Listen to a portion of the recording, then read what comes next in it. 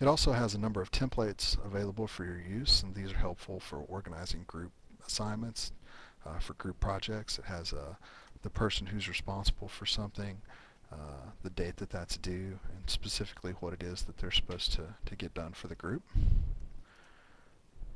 And here we have a blank slate where I was able to rather easily introduce a number of different functions into a blank slide. And all you need to do is drop in a triangle, possibly bisect that with a few lines. You might want to insert a little bit of text into those, and you could perform that one of two ways. Either you could drop into the pen function here, and you could write out your text using your mouse, or if you actually had a smartboard, the markers that are present on a smartboard, you can right click on that and tell the computer to recognize, tell its writing recognition software to recognize the word fact. Or you might decide that rather, instead of writing that text in, that you would prefer to type the text, and you drop down a box and possibly type the next word that you're going to have there in your graphic, and you can adjust the size of that type using these font interfaces. Or you might decide that you want to write it in the last part of it in a really kind of funky sort of format. You can use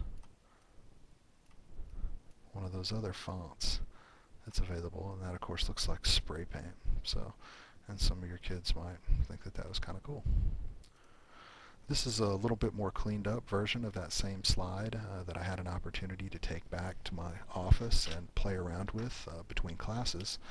And what I decided to do was go ahead and stick in my thumb drive, my pen drive, and it would be easy for me to go ahead and save that slide or this entire presentation there in my thumb drive at the conclusion of the lecture. I could just simply go to the Save As function, and if I decided that that was something that I wanted to use again, I could just save it right there onto my thumb drive and have it available for the next time I taught that class. Here are some different graphics, images of the knee that I've downloaded into my gallery, and I just cut and pasted some of these from an internet program, and that would of course give you a lot of opportunities to discuss the different parts of the knee and to teach folks about all of those different parts. This is a template that's available in Professional, and this is designed to help you manage meetings with the pros and the cons of different decisions that you could possibly make in that decision. It also has another template here for a SWOT analysis, for a strength, weaknesses, opportunities, and threats analysis. Also has a to-do list, a number of other images that are available for you to download into your presentation or for you to insert into your presentation. Here's an example of the moral legal decision-making model. Also has a ready-made application here of Maslow's hierarchy of needs that you could insert into your presentation.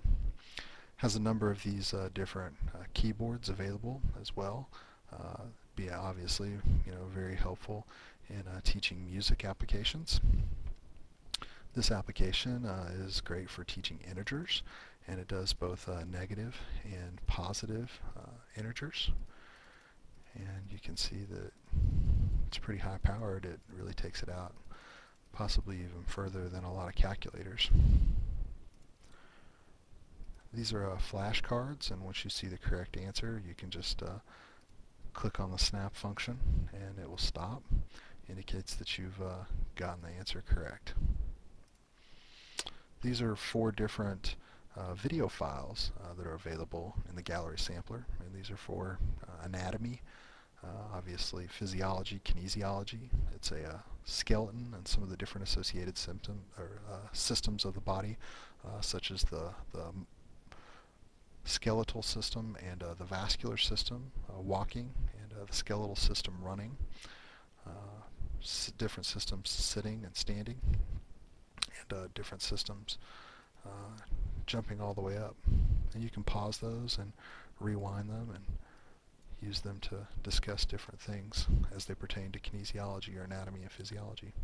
Obviously, these graphics would be useful for teaching American Sign Language, and you can download these or insert these from the gallery sampler, and you can make them larger or move them around. You can minimize them and move them back. This is another application for teaching music.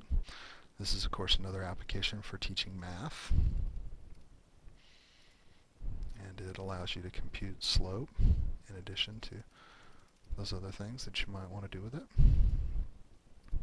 This final application here is useful for any professor, really. If you have a student that gets a very difficult question correct, you might give them a guitar riff. And that will certainly get the student's attention. If they do something correct, you might give them a round of applause, or maybe even a drum roll to build suspense when you're leading up to the answer to a question. In addition to all of those different functions, SmartNotes also provides this recorder right here off the toolbar, and I recorded the entirety of this demonstration using the SmartNotes recorder. So I hope you agree that the SmartNotes functions are valuable learning resources, and I hope that you will integrate them into your classes as quickly as possible.